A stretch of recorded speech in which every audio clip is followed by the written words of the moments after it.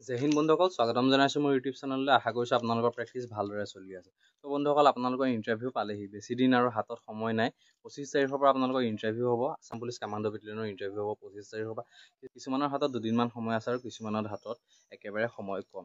গতিকে ভালদৰে প্ৰেক্টিছ কৰি থাকক। কাৰ কপালত কি আছে কোনেও নাজানে। গতিকে ভালদৰে প্ৰেক্টিছ কৰি থাকক। আপোনালোকে কষ্ট কৰক, কষ্ট এদিন সফল হ'বই। গতিকে হাৰ মানিব নালাগে। আপোনালোকৰ যেতিয়ালৈকে বয়স থাকে তেতিয়ালৈকে আপোনালোকে কষ্ট কৰি যাওক। এবাৰ দুবাৰ নালাগে কিয়, আপোনালোকে 15-20 বাৰলৈকে ইণ্টাৰভিউ দিয়ক। আপোনালোকে যেতিয়ালৈকে বয়স নাথাকে তেতিয়ালৈকে আপোনালোকে ইণ্টাৰভিউ দি থাকক। হাৰ মানিব হোৱা নাই। আপোনালোকৰ যেতিয়া বয়স পাৰ হৈ যাব তেতিয়া আপোনালোকে হাৰ মানিব।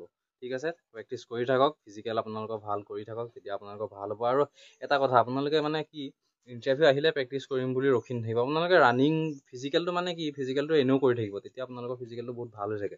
ঠিক আছে, ৰানিঙৰ টাইম ধৰি লওক, লং জাম্প, এইবিলাকতো আপোনালোকৰ দৰকাৰ হৈয়ে থাকে। কিবা এটা ইণ্টাৰভিউ পাতিবলৈ হ'লে ৰানিংটো লাগিব। গতিকে ৰানিং কৰি থাকক আপোনালোকে। ইণ্টাৰভিউ নহ'লে বুলি, ইণ্টাৰভিউ শেষ হ'ল বুলি আপোনালোকে ফিল্ডলৈ নোযোৱাকৈ নাথাকিব। সদায় প্ৰেক্টিছ কৰি থাকক।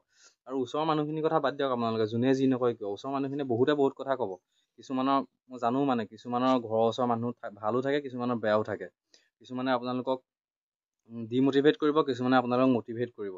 ঠিক আছে, আপোনালোকে মটিভেশ্যন যোনখিনি কথা সেইখিনি আপোনালোকে ল'ব, আৰু ডিমোটিভেট যোনখিনি কৰে সেইখিনি কথা আপোনালোকে এখন কাণে সোমাই এখন কাণে উলিয়াই দিব। গতিকে আপোনালোকে গুৰুত্ব দিব নালাগে। যোনে যি কয় কৈ থাকিবলৈ দিব। আপোনালোকে প্ৰেক্টিছ কৰা মানুহ প্ৰেক্টিছ কৰি থাকিব। চাকৰি পোৱা নোপোৱা আপোনালোকে বাদ দিয়ক, তেহেঁতৰ কথা শুনিব নালাগে। গতিকে আপোনালোকে প্ৰেক্টিছ আপোনালোকে কৰি থাকক।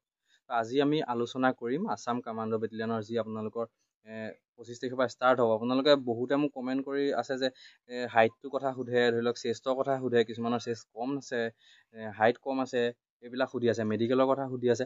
তো আজি আমি আলোচনা কৰিম মানে কি, আছাম কামাণ্ডো বেটেলিয়নৰ আপোনালোকৰ হাইট কিমান লাগিব, চেষ্ট কিমান লাগিব, আৰু কিমান টাইমত ৰানিং কৰিলে কিমান মাৰ্কছ পাব, কিমান লং জাম্প মাৰিলে কিমান মাৰ্কছ পাব, 100 মিটাৰ কিমান টাইমত মাৰিলে কিমান মাৰ্কছ পাব, এই গোটেই কথাখিনি আজিৰ ভিডিঅ'টো আলোচনা কৰিম।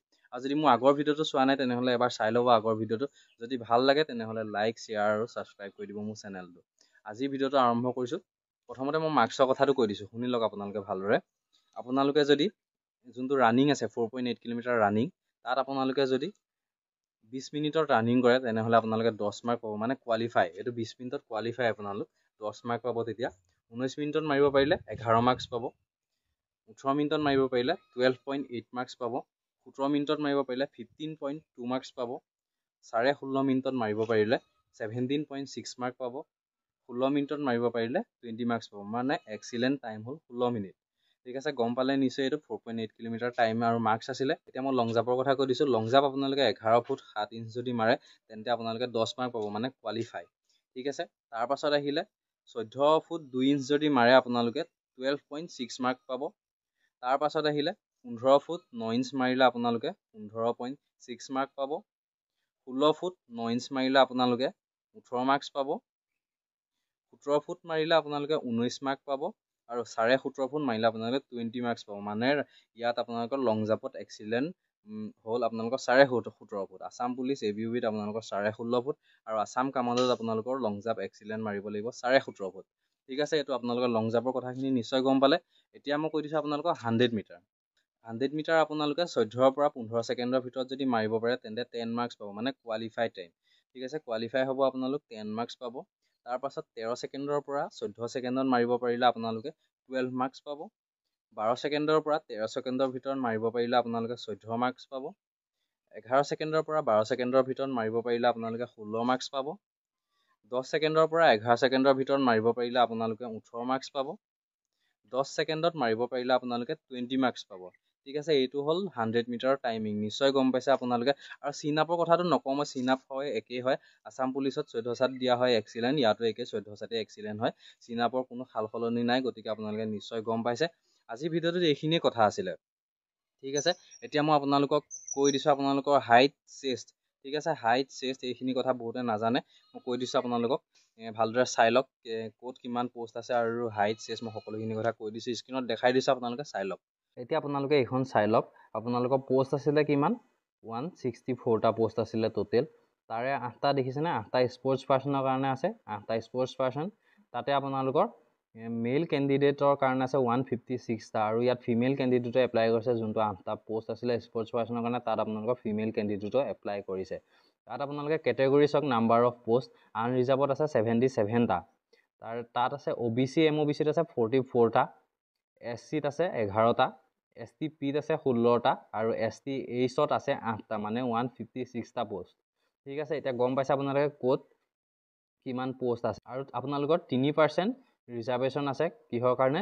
ট্ৰি ট্ৰাইবছ এণ্ড আদিবাসী। ঠিক আছে, যোনসকল চাহ জনগোষ্ঠীৰ লোক আৰু আদিবাসী আছে তেওঁলোকৰ কাৰণে 3% ৰিজাৰ্ভেশ্যন দিয়া হৈছে। এতিয়া আপোনালোকে চাই লওক স্পৰ্টছ পাৰ্চন যোনখিনি আছে, স্পৰ্টছ পাৰ্চনত আপোনালোকে এইবিলাক চাৰ্টিফিকেট দি আপোনালোকে যি দিয়া আছে আপোনালোকৰ 39 এইকেইটা খেলৰ চাৰ্টিফিকেট দি আপোনালোকে স্পৰ্টছ কোটাত আপোনালোকে এপ্লাই কৰিব পাৰিব। এপ্লাই নিশ্চয় কৰিছে, আপোনালোকৰ এইবিলাক চাৰ্টিফিকেট আছে। মই পঢ়ি নুশুনা, আপোনালোকক পঢ়ি শুনাই নিদিওঁ এতিয়া। আৰু আপোনালোকে চাই লওক এতিয়া এজ 18 পৰা 21 বছৰলৈকে আপোনালোকে এপ্লাই কৰিব পাৰিব। ঠিক আছে, আৰু ইয়াতে আপোনালোকৰ 3 বছৰ আৰু 5 বছৰ ৰিলেক্সেশ্যন আছে, সেইটো গম পায় আপোনালোকে নিশ্চয়। আৰু মিনিমাম কোৱালিফিকেশ্যন আপোনালোকৰ কি 10 পাছ। এতিয়া চাওক আপোনালোকে ফিজিকেল ষ্টেণ্ডাৰ্ড টেষ্টৰ কাৰণে আপোনালোকে হাইট কিমান লাগিব। বহুতে কমেণ্ট কৰি আছিলে যে মোক 160 চেণ্টিমিটাৰহে আছে, 163 চেণ্টিমিটাৰ আছে, হ'বনে নহয় হাইট, এনেদৰে সুধি আছিলে। তো আপোনালোকে চাই লওক ভালদৰে ফিজিকেল ষ্টেণ্ডাৰ্ড টেষ্টৰ হাইট আছে, দেখিছেনে মিনিমাম দিয়া আছে, মেল আৰু ফিমেলৰ দিয়া আছে। ফাৰ্ষ্টতে মই মেইলৰ কৈ দিছোঁ, চাই লওক জেনেৰেল যোনসকল কেণ্ডিডেট আছে তেওঁলোকক 167 চেণ্টিমিটাৰ হাইট লাগিব। OBC MOBC SC সকলক 162 চেণ্টিমিটাৰ লাগিব। ST H ST P আৰু গোৰ্খাসকলৰ কাৰণে 160.02 চেণ্টিমিটাৰ হাইট লাগিব। ফিমেলৰো একেই, জেনেৰেলৰ কাৰণে 162 চেণ্টিমিটাৰ, OBC MOBC SC কাৰণে 157 centimetre, ST H ST P আৰু গোৰ্খাৰ কাৰণে 152.40 চেণ্টিমিটাৰ। আৰু চেষ্ট চাওক আপোনালোকে মেইলৰ কাৰণে কেৱল ল'ৰাসকলৰ বাবে, ছোৱালী ইয়াত চেষ্ট জোখা নহয়। গতিকে চেষ্ট চাওক আপোনালোকে general OBC MOBC SC ST P গতিকে তেওঁলোকৰ সমানেই লাগে। ঠিক আছে, 85 চেণ্টিমিটাৰ লাগে। এই 4-5টা কাষ্টৰ আপোনালোকৰ 85 চেণ্টিমিটাৰ লাগে নৰ্মেল, আৰু আপোনালোকে এক্সপাণ্ডেড কৰোঁতে আপোনালোকৰ 90 চেণ্টিমিটাৰ হ'ব লাগিব। ঠিক আছে, আৰু ST Hৰ চাওক, ST H আপোনালোকৰ কম হ'লেই হৈ যায়। নৰ্মেল আপোনালোকৰ 80 চেণ্টিমিটাৰ, আৰু যেতিয়া আপোনালোকে ফুলাই দিব তেতিয়া আপোনালোকৰ 85 চেণ্টিমিটাৰ হ'ব লাগিব। এতিয়া আপোনালোকৰ আহিলে medical standard test. Medical standard test আপোনালোকে জানেই কি কি চোৱা হয়। যদি নাজানে মই এটা ভিডিঅ' লৈ আহিম আপোনালোকক, আছাম পুলিচ ABUBতকৈ অকণমান কামাণ্ডোত ভালকৈ চোৱা হয় মেডিকেল। ঠিক আছে, আপোনালোকক মই ভিডিঅ' লৈ আহিম, ভিডিঅ'কেইটা আপোনালোকে চাব পাৰিব আৰু কথাখিনি গম পাব। তাৰপিছত আপোনালোকৰ আহিলে কি এইখিনি কি লৈ যাব লাগিব আপোনালোকক দিয়া আছে। গতিকে একে আছাম পুলিচত যি বস্তু লাগে, যি ডকুমেণ্টছ লাগে, এই সকলোখিনি আপোনালোকে লৈ যাব। তাৰপাছত আপোনালোকৰ কি আহিলে, তাৰপাছত আপোনালোকৰ আহিলে ৰানিঙৰ কথা। ৰানিঙক মই মাৰ্কছখিনি কৰি দিলোঁ আপোনালোকে। এয়া চাওক 4.8 কিলোমিটাৰ ৰানিং আছে মেইল কেণ্ডিডেটৰ কাৰণে। মই মাৰ্কছকেইটা আপোনালোকে কৰি দিলোঁ, আপোনালোকে আগতে কৈ থোৱা আছে, শুনি ল'ব পাৰিব ভালদৰে। তাৰপাছত কি আহিলে আপোনালোকৰ 100 মিটাৰ যোনটো টাইম আৰু মাৰ্কছ মই কৈ দিছোঁ। তাৰপাছত আহিলে লং জাম্প, চিন-আপ আহিলে। চিন-আপৰো মই মাৰ্কছ চিন-আপত আপোনালোকে মাৰ্কছ দেখিছে, মই কৈ দিয়া নাছিলোঁ, তেওঁ কৈ দিছোঁ। আপোনালোকে যদি 4 চিন-আপ মাৰে তেতিয়াহ'লে আপোনালোক কোৱালিফাইড হ'ব, মানে 10 মাৰ্ক পাব। 5 যদি চিন-আপ মাৰে তেন্তে 11 মাৰ্কছ পাব। 6 যদি মাৰে 12 মাৰ্কছ। 7 মাৰিলে আপোনালোকে 13 মাৰ্কছ পাব।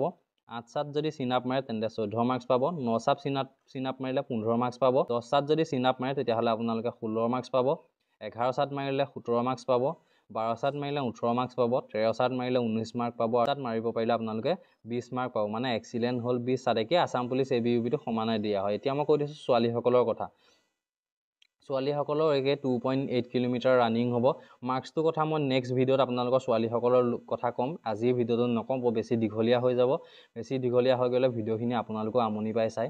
গতিকে আজিৰ ভিডিঅ'টোত মই ছোৱালীসকলৰ কথা নকওঁ। নেক্সট আপোনালোকক ছোৱালীসকলে কিমান টাইমত ৰানিং কৰিলে কিমান মাৰ্কছ পাব, কিমান লং জাম্প মাৰিলে কিমান মাৰ্কছ পাব, সকলোখিনি কথা মই কৈ দিম। আৰু আপোনালোকৰ ছোৱালীসকলৰ কি আপোনালোকৰ যোনটো চিন-আপ হ'ব, চিন-আপ ছোৱালীসকলে কৰিব নালাগে। ছোৱালীসকলৰ কেৱল 3টা ইভেণ্ট থাকিব, ৰানিং, লং জাম্প আৰু 100 মিটাৰ। ঠিক আছে, এই সকলোখিনি কথা মই নেক্সট ভিডিঅ'ত লৈ আহিম। 100 মিটাৰটো আপোনালোকক নক'লেও হ'ব, 100 মিটাৰ ইয়াত ধুনীয়াকৈ দেখা আছে, হ'লেও মই ভিডিঅ' এটা লৈ আহিম, আপোনালোকে সকলোখিনি কথা গম পাব। আৰু এতিয়া ইয়াত আছে চাওক ফাইনেল মেৰিট লিষ্টত আপোনালোকক কি হ'ব যোনটো আপোনালোকৰ ফিজিকেল ষ্টেণ্ডাৰ্ড টেষ্ট আৰু ফিজিকেল এফিচিয়েঞ্চি টেষ্ট তাত আপোনালোকৰ ল'ৰাসকলৰ কাৰণে 80 মাৰ্কছ থাকিব আৰু তাৰ পাছত আপোনালোকৰ কাট অফ মাৰিব সাইকোমেট্ৰিক টেষ্ট হ'ব সাইকোমেট্ৰিক টেষ্টৰ কাৰণে কাট অফ মাৰিব তাত আপোনালোকৰ নাম আহিব লাগিব নাম আহিলে আপোনালোকে সাইকোমেট্ৰিক টেষ্ট দিবলৈ পাব আৰু সাইকোমেট্ৰিক টেষ্টত আপোনালোকৰ 20 মাৰ্কছ থাকিব ল'ৰাসকলৰ ছোৱালীসকলেও সেই একেই 20 মাৰ্কছ থাকিব কিন্তু ছোৱালীসকলৰ ফিজিকেল ষ্টেণ্ডাৰ্ড টেষ্টত আপোনালোকৰ যোনটো PET হ'ব তাত আপোনালোকৰ 60 মাৰ্কছ থাকিব মানে ৰানিং লং জাম্প আৰু আপোনালোকৰ 100 মিটাৰ হ'ব ছোৱালীসকলৰ গতিকে আপোনালোকৰ সাইকোমেট্ৰিক টেষ্টত 20ৰ ভিতৰত কিমান পায় আপোনালোকৰ ওপৰত নিৰ্ভৰ কৰিব গতিকে ভিডিঅ'টো চাই আপোনালোকে নিশ্চয় বুজি পালে কথাখিনি ক'ত কিমান মাৰ্কছ আছে আৰু কিমান টাইমিং লাগে আপোনালোকে সকলোখিনি কথা মই ভিডিঅ'টো ভালদৰে বুজাই দিলোঁ আপোনালোকে নিশ্চয় বুজি পাইছে যদি ভিডিঅ'টো ভাল লাগিছে চাই তেনেহ'লে লাইক শ্বেয়াৰ আৰু মোৰ চেনেলটো ছাবস্ক্ৰাইব কৰি দিব আজিলৈ ভিডিঅ'টো ইমানতে সমাপ্ত কৰিছোঁ পুনৰ লগ পাম অন্য এটা ভিডিঅ'ত ধন্যবাদ